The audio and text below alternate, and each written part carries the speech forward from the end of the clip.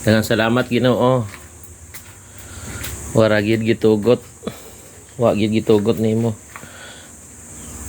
Ang bugas mais na lanay, ang bugas mais oh. So mao ni mga ka-golden ya.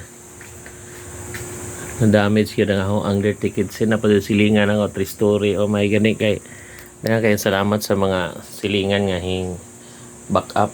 Labi na itong mga panday dari sa silingan na mo. Kay nagdagan-dagan in town. So awareness lang na ito mga ka-golden na summer karon init kayo. May gani kayang sit up na ko sa akong gasol mga ka-golden. Ang ako lang kusina na light materials. Abtan yun sa ibabaw. May gani kayang gasol wa kabuto mga ka-golden. Layo orang posisyon sa akong gasol. Nya, ang nabilin in taon ani ang ahorang anak, nagluto indan siya sa iyahang pamahaw. Nya, ako kay gaduyog ko sa foundation sa among barangay ba. Sayo ko ilakaw hatod po ko sa akong anak usa. So, nga nilang yun, double check kung natarong bagyog paong ang atong mga gasol ug nabay gasidlit gamay kay lisod kayo kinabuhi o kabtangan atong mga kuan nato. May gali kay wa gitugot sa labang nga magagagahong nga ugwa lang gyud ko na ko ipakita mga kagolden, wa lang gyud ko baril nga pundo. Mo ni ang gasol mga ka-golden oh. Gasirit pa ang kayo oh.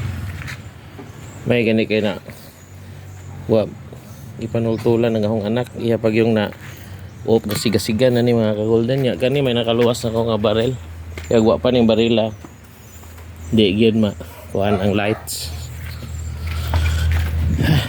Dara ubay po ang mga deo i-assist na to ni mga ka-golden dako gipin nga damyos light material sa ganito kusina mga ka-golden dugay-dugay na no yeah. Na lanay gyud ang kaha mga ka-golden no? Abot niya ang electrical po dito sa taas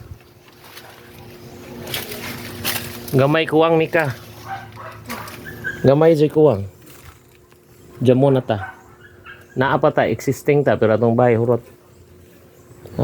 ugwa pa silingan may rescue hurot ta abot ng kayos baba oh no giku na oh ang atop ani kasi kasiga na ganiya ang atop na lanay ang kwan sa atop mga ka-golden oh.